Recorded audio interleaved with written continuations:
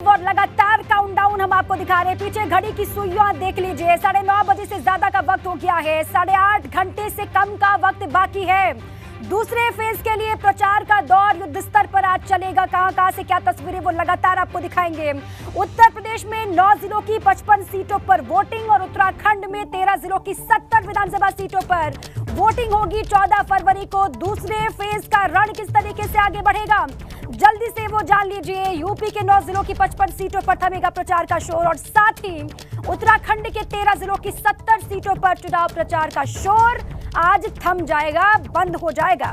और 14 फरवरी को दूसरे फेज के लिए यूपी उत्तराखंड में होनी है वोटिंग और इसीलिए आज तमाम सियासी सूरमा मैदान में दिखाई देंगे। और वहीं खटीमा में सीएम पुष्कर सिंह धामी जगह जगह पर नुक्कड़ सभाएं कर जनता से अपने लिए आशीर्वाद मांग रहे हैं। भाजपा प्रत्याशी पुष्कर सिंह धामी ने आज रुद्रपुर में होने वाली प्रधानमंत्री मोदी की रैली को उत्तराखंड के लिए गेम चेंजर बताया है। सीएम धामी ने शुक्रवार को अमाऊ, पकड़िया और खटीमा शहर में वाल्मीकि बस्ती में नुक्कड़ सभाएं की और विकास काम के आधार पर जनता के समर्थन की अपील की, जनता से समर्थन की मांग की उन्होंने। देखिए तस्वीरें भी आपको दिखा रहे हैं। प्रधानमंत्री मोदी जी का उत्तराखंड के साथ विशेष लगाव है। उत्तराखंड की जनता भी उनसे अपना विशेष लगाव रखती है, उन पर भरोसा करती है, उनको सुनना चाहती है और मोदी जी आह्वान करके आ रहे हैं तो निश्चित रूप से मैं ऐसा मानता हूं कि मोदी जी जो आह्वान कर रहे हैं कि यहाँ पर डबल इंजन की सरकार बनाई, उत्तराखंड की जनता डबल इंजन की सरकार बनाएगी, भारी बहुमत से भाजपा को जिताएगी।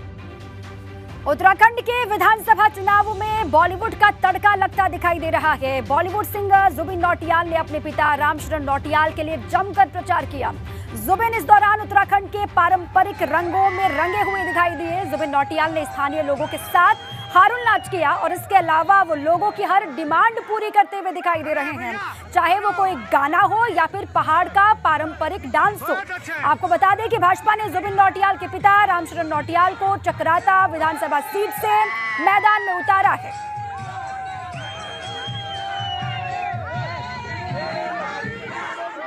अरे भैया हेलो, ये हारून नाच कहा जाता है जौनसारी में और ये वहीं का एक पारंपरिक डांस है। वहाँ के लोगों के साथ में थिरकते हुए जुबिन नौटियाल, अक्सर इनके गाने आप सुनते होंगे और गानों के जरिए आप झूमते होंगे, लेकिन यहाँ पर लोगों की डिमांड पर जुबिन नौटियाल खुद थिरकते हुए दिखाई दे रहे हैं।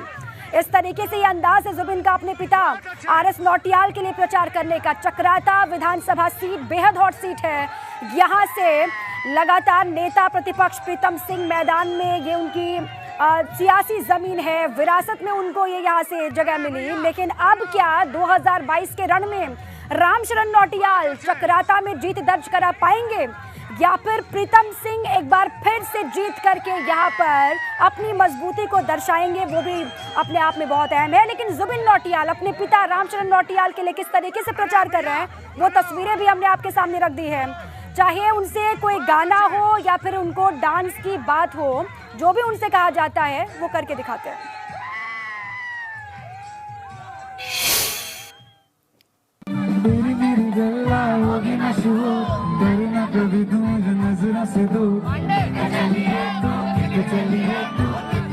यह है खटीमा में चुनावी प्रचार का हिट शो। स्टेज पर बॉलीवुड सिंगर जुबिन नौटियाल भीड़ से चौतरफा घिरे हैं और सीएम धामी के लिए समर्थन मांग रहे हैं।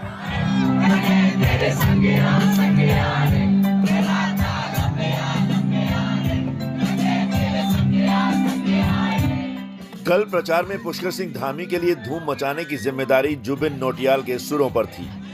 बीजेपी के प्रचार में जुबिन जुटे हैं। जुबिन के पिता को बीजेपी ने टिकट दिया है।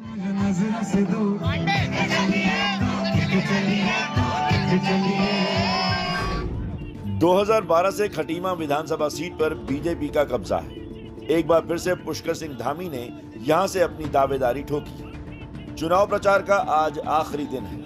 जुबिन नौटियाल के पिता रामशरण नौटियाल भी चक्राता विधानसभा सीट से बीजेपी के उम्मीदवार हैं। खटीमा में युवाओं के बीच जुबिन की पॉपुलैरिटी देखते ही बनती है, लेकिन गानों के दौरान दिख रहा ये सपोर्ट वोट में तब्दील हो पाएगा, ये बड़ा सवाल है।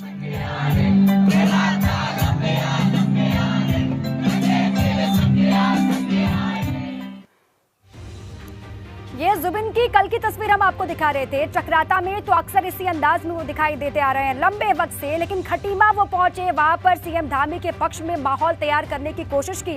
अब जो उनकी बहुत बड़ी संख्या में फैन फॉलोइंग है जुबिन नौटियाल की, वो वोटों में कन्वर्ट हो पाएगी क्या, इसी की कोशिश वो लगातार कर रहे हैं। चलिए, उत्तराखंड के रुद्रपुर से हमारे साथ विनोद कुमार और जानकारियों के साथ जुड़ चुके हैं, और साथ ही लालकुआं से रवि कैंतुरा हैं। सीधे उन दोनों के पास आपको ले चलते हैं। सबसे पहले विनोद का रुख कर लेते हैं। विनोद, रुद्रपुर में कैसा माहौल आज के दिन आपको दिखाई दे रहा है? आज पूरे दिन किस तरीके से वहां पर सियासी शोर रहेगा, वो जरा बताएं सबसे पहले।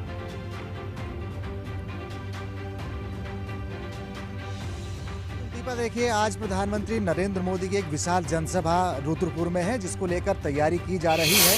हालांकि भी जितने भी प्रशासनिक अधिकारी हैं या फिर पुलिस के अधिकारी हैं, वो यहाँ पर पहुँच चुके हैं और एक विशाल जनसभा प्रधानमंत्री नरेंद्र मोदी की यहाँ पर होनी है। मैं तस्वीरें आपको दिखाऊं, ये किसान स्टेडियम है, आप देख पा रहे हैं, किसान मैदान है, और इसमें तमाम जितने भी प्रशासनिक अधिकारी हैं, पुलिस के जवान हैं, वो यहाँ पर उनकी ड्यूटी यहाँ तैनात की जा रही है। आज प्रधानमंत्री नरेंद्र मोदी करीब 1 बजे इसी प्रांगण में पहुँचेंगे, इस विशाल जनसभा को संबोधित करेंगे। और उधमसिंहगढ़ और नैनीताल की जो करीब 14 विधानसभा है, उनके प्रत्याशी भी यहाँ पर होंगे। और आज एक बड़ी जनसभा रुद्रपुर से प्रधानमंत्री नरेंद्र मोदी करने वाले हैं। और दीपा, ये भी महत्वपूर्ण है कि उत्तराखंड में करीब अब 7.5 घंटे के करीब बचे हैं कि जब चुनाव प्रचार खत्म हो जाएगा। उससे ठीक पहले आज चाहे कांग्रेस के हो चाहे भाजपा के हो, तमाम पूरे प्रदेश भर में आज बैठकों का दौर है, डोर टू डोर कैंपेन का दौर है, और उसके अलावा चुनावी जनसभा का दौर है। अगर सबसे पहले बात करें, रुद्रपुर में प्रधानमंत्री नरेंद्र मोदी इस विशाल जनसभा को संबोधित करेंगे। खटीमा में कांग्रेस महासचिव प्रियंका गांधी मौजूद होंगी, और दूसरी तरफ देहरादून की सहसपुर और रायपुर विधानसभा क्षेत्र में केंद्रीय गृह मंत्री अमित शाह और राज्यसभा सांसद अनिल बलूनी मौजूद होंगे। और कोटद्वार की अगर बात करें तो उत्तर प्रदेश के मुख्यमंत्री योगी आदित्यनाथ हैं मौजूद रहेंगे, और अपने प्रत्याशियों के पक्ष में वोट मांगने की अपील करेंगे और जनता से भाजपा के पक्ष में वोट देने की अपील करेंगे। तो पूरे प्रदेश भर में आज वीआईपी मूवमेंट है। करीब 7.5 घंटे बचे हुए हैं। 7.5 घंटे के बाद चुनाव प्रचार थम जाएगा। जो चुनावी बिगुल था, चुनावी शोर था, वो बिल्कुल खत्म हो जाएगा। और इससे ठीक पहले आज प्रधानमंत्री नरेंद्र मोदी 1:30 बजे के करीब इसी प्रांगण में पहुंचेंगे, विशाल जनसभा को संबोधित करेंगे। आखिरकार वो किस तरह की अपने भाषण में उत्तराखंड के बारे में क्या बताएंगे, उसका बेसब्री से इंतजार उनके समर्थकों को, कार्यकर्ताओं को है। उससे ठीक पहले पूरे प्रदेश भर में भाजपा के हों या कांग्रेस के दिग्गज नेता आज जुटने वाले हैं, क्योंकि अब समय कम है। करीब 7.5 घंटे बाद में उत्तराखंड में चुनाव प्रचार थम जाएगा। आखिरी वक्त है जब वो जनता से जुड़ सकते हैं, अपना मैसेज कन्वे कर सकते हैं और जनता का मूड बदल सकते हैं। आज आखिरी मौका है। 8 घंटे 19 मिनट का वक्त सिर्फ बचा हुआ है। आपने तस्वीरें रुद्रपुर की दिखा दी। लालकुआं से रवि हमारे साथ जुड़े हुए हैं। रवि, क्योंकि हरीश रावत से आपने बात की तो वो तो ग्राउंड पर डटे हुए हैं, लगातार चुनाव प्रचार कर रहे हैं। भारतीय जनता पार्टी की तरफ से आखिरी समय में किस तरीके से जोर आजमाइश होने वाली है?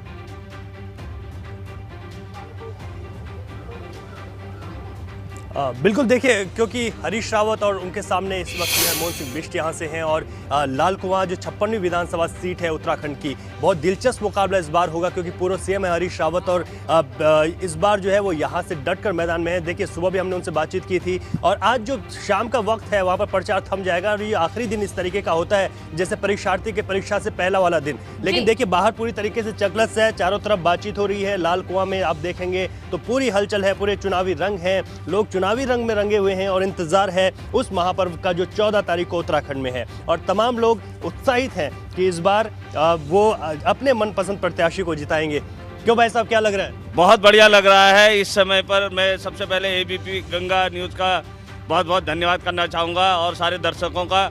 बहुत अच्छा हो रहा है। इस समय हम जो है मुख्यमंत्री चुनने जा रहे हैं लालकुआं विधानसभा से, जो एक कांग्रेस की प्रचंड जीत की तरफ बढ़ रही है। लोगों में 11,000 वोल्ट का करंट घूम रहा है हरीश रावत जी को जिताने के लिए, और पूरी कांग्रेस सरकार को जिताने के लिए। माननीय स्वर्गीय नरेंद्र तिवारी जी का सपना साकार करने के लिए कहूँगा, जो उन्होंने एक उत्तराखंड राज्य को मॉडल राज्य बनाना है, लालकुआं विधानसभा को मॉडल राज्य विधानसभा बनानी है, उसके लिए इस समय कांग्रेस पे बिल्कुल भारी जोश है। क्या लग रहा है भाई साहब इस बार और पूरे प्रदेश में किस तरीके की स्थिति है? सबसे पहले तो आप ये बताइए कि लाल कुआं की जो समस्याएं हैं, चाहे गोला नदी की समस्या हो, यहाँ बात होती है कि किसानों की बात होती है, ये तमाम जो समस्याएं हैं इन पर कितना काम हो पाता है?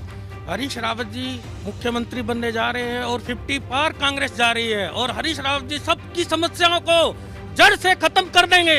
हरीश रावत जिंदाबाद, हरीश रावत। देखिए ये चुनावी रंग है, चलिए ठीक है रवि, आसान नहीं है राह लाल कुआं के हरीश रावत के लिए। अब सबसे बड़े कद्दावर नेता है वो उत्तराखंड कांग्रेस के, उनके कद का वहां पर कितना फायदा उनको मिल पाता है इस पर भी लगातार नजर होगी और आज के दिन किस तरीके से वो मैदान में डटे हुए दिखाई देते हैं इस पर भी आपसे आगे जानकारी लेंगे। आप दोनों ही रहिए हमारे साथ।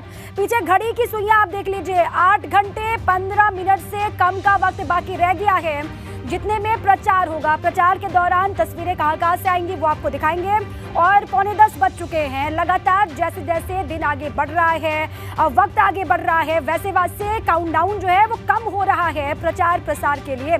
हर एक तस्वीर सबसे पहले बीपी गंगा आपके सामने रखेगा। 10 बजने में 10 मिनट बाकी रह गए। काउंटडाउन लगातार आपको हम दिखा रहे हैं। 8 घंटे 10 मिनट का वक्त बाकी है प्रचार के शोर में। उत्तराखंड की हल्द्वानी विधानसभा सीट पर भी चुनाव प्रचार जोरों पर इस वक्त चल रहा है। हल्द्वानी विधानसभा सीट भी उत्तराखंड की वीआईपी सीटों में शुमार है। भाजपा ने जोगिंदर पाल सिंह रौतेला को मैदान में उतारा है। एबीपी गंगा संवाददाता अंकित शाह ने जोगिंदर पाल से खास बातचीत की, सुनिए।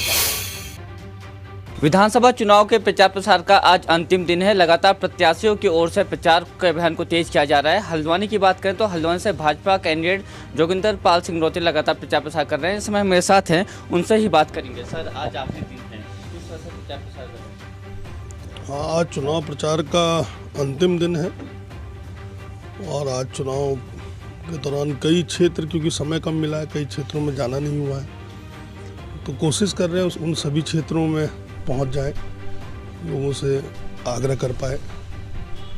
और इसी तरह सुबह से कार्यक्रम लगे, लोगों से मिल रहा हूँ, घर पे आ रहे हैं, कुछ लोग समस्या लेके भी आ रहे हैं, कुछ मिलने भी आ रहा है, कुछ चुनाव प्रचार के विषय को लेकर भी आ रहे हैं। तो दिनचर्या है चुनाव की। सर आप बात करें जनता के बीच लगातार जा रहे हैं, भले ही आज आखिरी दिन है, लेकिन क्या रुझान आपको मिल रहा है? किस तरह की यहाँ पर लोगों की प्रतिक्रिया आपके बीच आ रही है? बहुत उत्साह देखने को मिल रहा है और भारतीय जनता पार्टी के पक्ष में लोगों का उत्साह देखने को मिल रहा है, प्रेम देखने को मिल रहा है। माननीय मोदी जी के नेतृत्व में देश की सरकार जिस तरह से चली, या प्रदेश में युवा मुख्यमंत्री के नेतृत्व में जिस तरह सरकार चली, उन सबको विशेष को लेकर लोग बहुत बड़े उत्साहित हैं। और कोविड संक्रमण के दौरान सरकार द्वारा अच्छे कार्य किए गए, उसके लिए लोग उत्साहित हैं। मुद्दे क्या हैं जनता के बीच, किन मुद्दों को लेकर आप जा रहे हैं? देखिए, सांकेतिक विकास यानी कि सर्वांगीण विकास को लेकर मैं लोगों के बीच में जा रहा हूं और कई कार्य महापौर के कार्यकाल में मेरे द्वारा किए गए, कुछ शेष है। तो अपना एक जो विज़न है इस शहर को लेकर, जिसे हम इंटीग्रेटेड डेवलपमेंटल अप्रोच कहते हैं, उसको लेकर हम लोगों के बीच में जा रहे हैं। क्या लग रहा है कि जनता का आपको आशीर्वाद मिलने जा रहा है क्या, जहाँ की जनता आपको विधायक बना के विधानसभा भेजने वाली? देखिए, लोगों का जो उत्साह है भारतीय जनता पार्टी के प्रति, और जितना जो भी हमारे सभी कार्यकर्ता बंधु हैं और हमारे वरिष्ठ हैं, सभी बड़े उत्साहित हैं और सभी लोग आग्रह कर रहे हैं, लोगों से वोट की अपील कर रहे हैं और मुझे लगता है कि ये उत्साह जीत में परिवर्तित होगा। जोगिंदर पाल सिंह रौतेला, इनका साफ तौर पर कहना है कि जनता का आशीर्वाद मुझे मिलेगा। अंकित शाह, एबीपी गंगा, हल्द्वानी। तो जोगिंदर रौतेला को बीजेपी ने मैदान में उतारा है, उनको टक्कर दे रहे हैं सुमित हृदयेश, जो कि कांग्रेस की कद्दावर नेता इंदिरा हृदयेश के बेटे हैं। अब किसमें कितना है दम, 10 मार्च को ही साफ हो जाएगा। पीछे काउंटडाउन चल रहा है, 8 घंटे 7 मिनट से कम का वक्त बाकी है। प्रचार के लिए वक्त कम है और चुनौती बहुत ज्यादा है प्रत्याशियों के सामने। इसी पर लगातार आपको जानकारी देंगे।